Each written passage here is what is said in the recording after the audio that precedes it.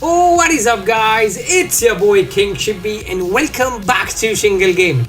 We have got some vast updates coming your way in the latest patch of Solo Leveling Arise, including a brand new hard mode, an attack intense global raid, a new shadow growth system and an SSR Hunter. So let's break it all down before our game updates. As soon as it's done updating, I will be showing you everything inside of it. So here we have all the update, patch notes, content, new events available on the forum of the netmarble.com. So you guys can check it out yourself, but we're gonna just run through everything that has been happening. So here you can see we are getting the workshop for the Brilliant Light. We have the Global Cooperation event. Then some new shadow growth system I was talking about, additional artifact slots, and the new SSR Hunter and exclusive weapon, which is none other than the Tawata Kanae from Japan, and she is hella freaking hot and hella freaking strong. Not only that, there's some gameplay going on here as well, which I'll show you soon enough. But there's some new costume coming in for the Tawata Kanae, then Charlotte, and of course our boy Drippy Wu Jinchu. So there's so much stuff that is coming in this update, and it's going to be huge because there's so many free rewards for even as a free-to-play player and as a pay-to-play player. And there's a Valentine event going on. Right, there's so many events which we will cover in just a second as soon as the update is done. First up, the workshop of the Brilliant Light is getting a hard mode for the Spire of Transfiguration. If it already cleared the normal difficulty and the easy mode, this hard mode is now going to be unlocked. So what this mode brings us is it's going to be really difficult, and it's going to be progressively getting harder, challenging even the most experienced hunters out there. The difficulty may be adjusted over time as most players play and clear it out. The first 6,000 players to complete it will receive the special rewards. So if you're up for the challenge, jump into it ASAP. I currently cannot go into it because I have not completed all of my story just yet. But if you have, go into it, defeat that boss, and use any of your strongest hunters to complete that event. Additionally, normal and easy difficulty will be adjusted, with Deimos receiving some nerfs to this attack and defense in HP, plus he will now guarantee at least one condensed energy when you clear this stage. So here we have the second event going on, which is the Jeju Island Alliance Raid Final. The skirmish one was just a little bit of a trailer, but this one is going to be bringing out some crazy progress.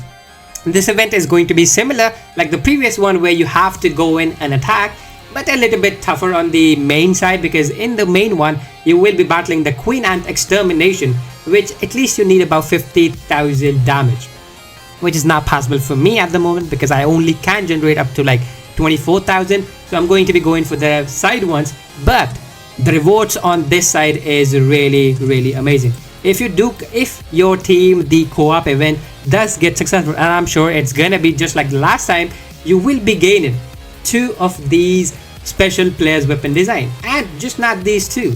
If you contribute enough points, you will be able to claim up to 2 more into the points reward system. If you collect like 6,000 points, you can easily unlock Gogun He or any of the SSR champions with these cards or weapon design there is available.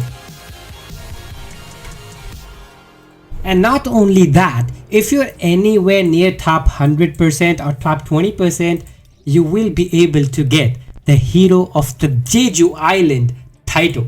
And not big, the S tier one is definitely going to be harder for noobs like us. But if you're a pro, you can definitely go for the 20%. But if you're a noob, the Jeju Island Raid Assault team is going to be pretty good as well. But if you're the top 100%, it's just going to be like Jeju Island Raid Cooperator, which is not too cool, but still pretty rare to have. And if it's top 60%, a strike squad name is just as good as well. So I would suggest you guys to at least get these legendary titles because they look cool in your profile if you have one. Now comes the part where the Shadow mains get ready. A new Shadow Armament system is coming, letting you power up shadows with additional stats and skills. Armament boosts up to like attack, precision and army combat power, so they will add special attacks and unique effects as well. You will need Shadow Echoes, which is going to be crafted and abyssal crystals, which can be available from Battlefield of Time and Power of Destruction chests to activate them. Only shadows of a general rank or higher can use this system. So if your shadows are low level just like mine, I haven't even unlocked them, so you're not going to be able to use this feature just yet. Additionally, a new artifact slot system is being added, so now you can preset up to 4 slots, 2 armory and 2 accessory slots. Switching between slots will no longer cost gold, which it currently does. So it is going to make it much easier to optimize your builds for different kinds of content and different kinds of fight. So now it's time to talk about the one thing you have been waiting for. Introducing the SSR Hunter Tawata Kanae, a fire attribute assassin with exclusive weapon, the path of hero must take. You can pull Kanae from rate up draws or test her in the Hunter preview. Her exclusive weapon is craftable and is available in the certain events. Her Hunter bonds will also be added to the game. But not only that, you are getting one for literally free by the team itself. So if you guys go into your mailbox, you will be easily able to claim, and as well as 10 tickets and the weapon itself just for free without doing anything.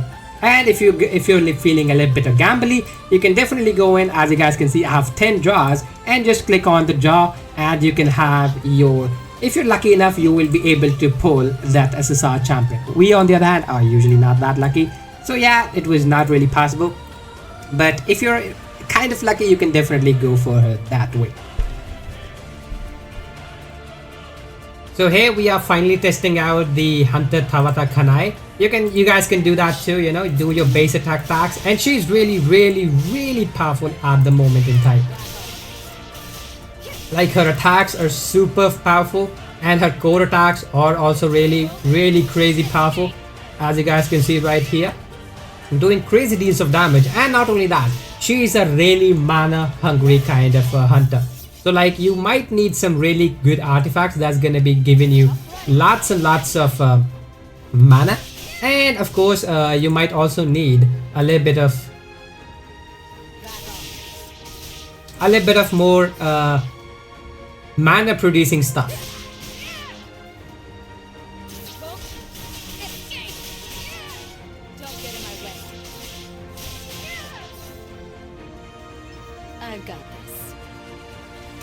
So here we have her ult being used up here, and her ult looks so beautiful with the cuts on the screen and then just petals flying all over the place. It's so good. So now it's time to defeat the enemy that is in front of our face, and these are not too many, so like, it should not take too much time. And she's really fast with it, and she's pretty much stronger than any national level hunter out there. So of course it's gonna be really fun to use, especially in the Jeju Island Raid, and even the hard mode stuff if you guys got, and even the guild raids that you have been going on right now. Now here comes the Violent Care Bear, which is kindly the boss, and she can definitely produce more damage than I think Thomas Andre at the moment, if you have it I think leveled high enough. But if you don't have it leveled high enough, it's gonna create a little bit of like slowness problems. But like, yeah, it's pretty soon enough you guys should be able to easily clear off those things too. So as usual, everyone should be able to, you know, complete these events and unlock her as soon as possible, because she is really strong. So here we have the sweet Valentine's event, which is currently available, which you can easily do it by yourself. And the achievement reward for this is the new available dress for your boy Woo Jin Cho, which looks absolutely amazing, by the way. And if you, there's a few things that you can get in. First of all, if you check in on a freaking regular time, you will be getting lots and lots of rewards, whether it might be tickets or even rare cards or even some mana stones and whatnot. But that's not all. You have some shining opportunities as well, where you can get, even for free, you will be able to get a baked cake, and then you can draw these. And as you can see, I'm currently claiming these to be able to draw these here. So here you go, draw comes out and you get one of the items as well. And then you go for the another one, and then you are going to be getting some other stuff as well. But like, yeah, super rare stuff is going to be good to have. And then you have the final reward. No matter what happens, you will be, if you keep spinning, you will be able to get the final reward, which is the Hero Blessing Stone, which I know everybody wants. And it's not just one, it's two. Actually two of these, which you can get here. And of course there's some extra stuff as well, but of course, yeah, there's those things don't matter too much, but there's designs available which you can get as well. So like, yeah, super good stuff for a free event. And it's a short time event, so like 20 said, it's gonna only last up for like only 27 days. So just keep on grinding the game and easily get all the stuff that is available inside of it. The Sweet Valentine does not only have the shining opportunities and the daily mission stuff, it also has the Fly Isla event. So it is a pretty simple game. You know, you just fly around and just collect points, and after some time you just, you know, as more points you get, the more you progress into this stuff. And after you are dead, you're pretty much done with it. You just have to collect points after a day, and you can get ranking according to that. But pretty much after 100 points, you will be able to claim all these 5 rewards, which I already claimed, so it's not too much of a worry. But not only that, we have a lucky capsule event in which you will also be doing missions just like any other regular event out there. And in the capsule, you will be able to either get weapon selection chest or the Choijung In and Tawata Kanae chest, and also some other stuff as well.